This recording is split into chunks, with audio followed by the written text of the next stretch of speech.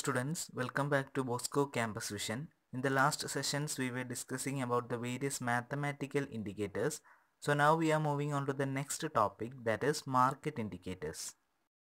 So technical analysis focuses its attention not only on individual stock price behavior but also on the general trend of the market.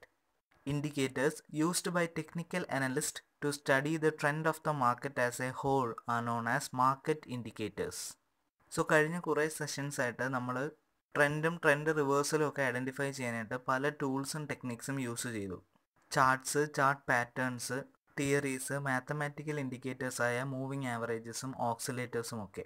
So അത്തരത്തിൽ trend identify ചെയ്യാനുള്ള മറ്റൊരു ഇൻഡിക്കേറ്ററാണ് market indicators എന്ന് പറയുന്നത്. So മുമ്പത്തെ ഓരോ ടൂൾസിലും നമ്മൾ individual stock പ്രൈസിൻ്റെ ബിഹേവിയർ ആണ് ഐഡൻറ്റിഫൈ ചെയ്തിരുന്നതെങ്കിൽ ഇവിടെ മാർക്കറ്റ് ഇൻഡിക്കേറ്റർ നമ്മളൊരു ജനറൽ ട്രെൻഡാണ് ഐഡൻറ്റിഫൈ ചെയ്യുന്നത്. That is market indicators are indicators used by the technical analyst to study the trend of the market as a whole. So ഒരു സ്റ്റോക്ക് മാർക്കറ്റിൻ്റെ overall trend identify ചെയ്യാൻ വേണ്ടിയിട്ടാണ് market indicators use ചെയ്യുന്നത്. And some of the popular market indicators are breadth of the market or advanced decline index, short interest and odd lot index. So ഒത്തിരി market indicators ഉണ്ട്, പക്ഷെ most commonly use ചെയ്യുന്ന 3 indicators ആണ് breadth of the market, short interest and odd lot index. So in this session we will look in detail about the first market indicator, that is the breadth of market or advanced decline index. The breadth of the market is a term often used to refer to the advances and declines that occur in the stock market. Advances refer to the number of shares whose prices have increased from the previous day trading, whereas decline indicate the number of shares whose prices have fallen from the previous day trading. So ഒരു stock മാർക്കറ്റിൽ ഉണ്ടാകുന്ന അഡ്വാൻസിൻ്റെയും ഡിക്ലൈൻ്റെയും ഒരു comparison അല്ലെങ്കിൽ ഒരു മെഷറാണ് breadth of the market എന്ന് പറയുന്നത്. So what is a advance or decline? It is the comparison of the share prices of the two trading days. അതായത് തൊട്ട് മുമ്പത്തെ ട്രേഡിംഗ് ഡേ പ്രൈസിൽ നിന്നും എത്ര ഷെയർ പ്രൈസസ് ആണ് ഇൻക്രീസ് ചെയ്തിട്ടുള്ളത്, അതിനാണ് നമ്മൾ അഡ്വാൻസ് എന്ന് പറയുന്നത്. അതേസമയം പ്രീവിയസ് ഡേ ട്രേഡിംഗ് പ്രൈസിൽ നിന്നും എത്ര ഷെയർസിൻ്റെ പ്രൈസ് കുറഞ്ഞു, അതിനെയാണ് ഡിക്ലൈൻ എന്ന് പറയുന്നത്. സോ പ്രൈസ് ഇൻക്രീസ് ചെയ്ത ഷെയറിൻ്റെ ടോട്ടൽ നമ്പറിനെ അഡ്വാൻസസ് എന്നും പ്രൈസ് ഫോൾ ചെയ്ത ഷെയർസിൻ്റെ ടോട്ടൽ നമ്പറിനെ ഡിക്ലൈൻ എന്നുമാണ് പറയുന്നത്.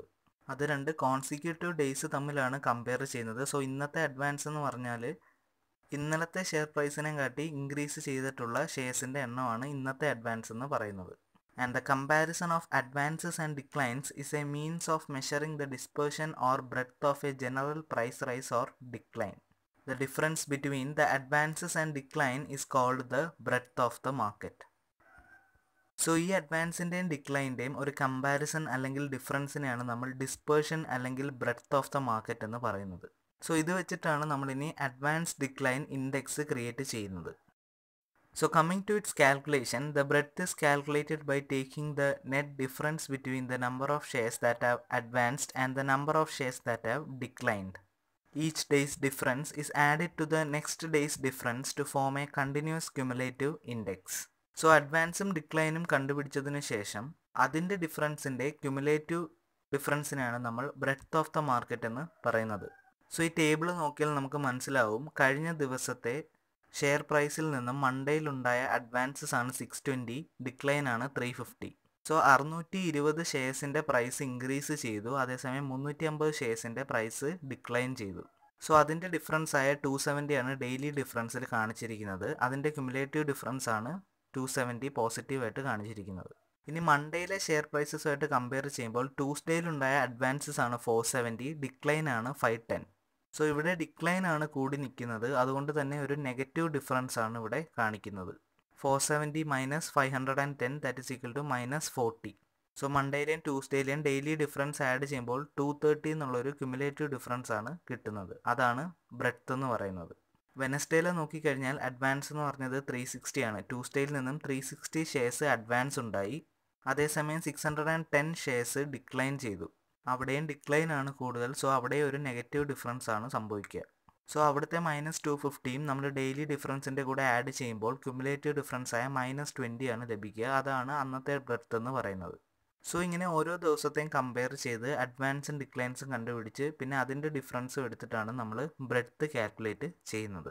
സോ ഇവിടെ നമ്മൾ 5 ദിവസത്തെ ബ്രെഡ്ത്ത് ആണ് കാൽക്കുലേറ്റ് ചെയ്ത് കാണിച്ചിരിക്കുന്നത്. നമുക്ക് എത്ര ദിവസത്തെ വേണമെങ്കിലും ബ്രെഡ്ത്ത് കാൽക്കുലേറ്റ് ചെയ്യാം. അതൊരു അനലിസ്റ്റിൻ്റെ പ്രിഫറൻസ് ആണ്. നമ്മൾ മൂവിങ് ആവറേജസും ഓക്സിലേറ്റേഴ്സും ഒക്കെ കാൽക്കുലേറ്റ് ചെയ്ത പോലെ എത്ര ദിവസത്തെയോ വീക്കിലെയോ വേണമെങ്കിലും ബ്രെഡ്ത്ത് ഒരുമിച്ച് കാൽക്കുലേറ്റ് ചെയ്യാം. Next is plotting the index on a graph. The index is plotted on a graph and compared with the market index. Normally, breadth and market index move in unison. In case of divergence, the breadth line shows the true direction of the market. So മുൻപ് mathematical ഇൻഡിക്കേറ്റേഴ്സിൽ ചെയ്തിരുന്നത് പോലെ ഇവിടെയും നമ്മൾ breadth calculate ചെയ്തതിന് ശേഷം നമ്മളൊരു ഗ്രാഫിൽ plot ചെയ്യും. സോ ഇവിടെ ബ്രെഡ്ത്ത് അല്ലെങ്കിൽ ഇൻഡെക്സ് കമ്പയർ ചെയ്യുന്നത് മാർക്കറ്റ് ഇൻഡെക്സുമായിട്ടാണ്. മാർക്കറ്റ് ഇൻഡെക്സ് എന്ന് പറയുമ്പോൾ നിഫ്റ്റിയും സെൻസെക്സും ആണ് നമ്മുടെ ഇൻഡെക്സസ് എന്ന് പറയുന്നത്. സോ നോർമലി ഈ ബ്രെഡ്ത്തും മാർക്കറ്റ് ഇൻഡെക്സും ഒരേ ഡയറക്ഷനിലാണ് മൂവ് ചെയ്യുന്നത്. ഇൻ കേസ് എന്തെങ്കിലും ഒരു ഡൈവേർജൻസ് സംഭവിക്കുകയാണെങ്കിൽ ബ്രെഡ്ത്ത് ലൈനാണ് മാർക്കറ്റിൻ്റെ കറക്റ്റ് ഡയറക്ഷൻ കാണിക്കുന്നത്. In a bull market, a bearish signal is given when the advanced decline line slopes down while the market index is rising. So ഒരു bull മാർക്കറ്റിൽ bearish signal advance decline index line ഉപയോഗിച്ച് നമുക്ക് identify ചെയ്യാനായിട്ട് സാധിക്കും. ഇപ്പോൾ market index rice ചെയ്യുകയും advance decline line slope down ചെയ്യുകയാണെങ്കിൽ അത് ഒരു ബെയറിഷ് സിഗ്നലിനെയാണ് ഇൻഡിക്കേറ്റ് ചെയ്യുന്നത്. Whereas in a bear market, a bullish signal is given where the advanced decline line rises up as the market index decline to a new low. അതേസമയം ഒരു bearish മാർക്കറ്റിൽ market ഇൻഡെക്സിൻ്റെ line താഴേക്ക് പോവുകയും advance decline ഇൻഡെക്സിൻ്റെ line മുകളിലേക്ക് പോവുകയാണെങ്കിൽ അതൊരു bullish സിഗ്നലാണ് indicate ചെയ്യുന്നത്. സോ നോർമലി ബ്രെഡ്ത്തും മാർക്കറ്റ് ഇൻഡെക്സും ഒരേപോലെയാണ് മൂവ് ചെയ്യുന്നത്. ബട്ട് ഇൻ കേസ് എന്തെങ്കിലും ഒരു ഡിഫറൻസ് അല്ലെങ്കിൽ ഒരു ഡൈവേർജൻസ് സംഭവിച്ചാൽ ബ്രെഡ്ത്ത് ലൈനെയാണ് നമ്മൾ ഡിപ്പെൻഡ് ചെയ്യുന്നത്. ബിക്കോസ് അതാണ് മാർക്കറ്റിൻ്റെ കറക്റ്റ് ഡയറക്ഷൻ കാണിക്കുന്നത്. So this is how we identify A trend or A trend reversals of the market by plotting the breadth or the advanced decline index in a graph. So in this session we discussed about market indicators and its first type, that is breadth of the market or advanced decline index. Hope all are clear with the topic. Thank you.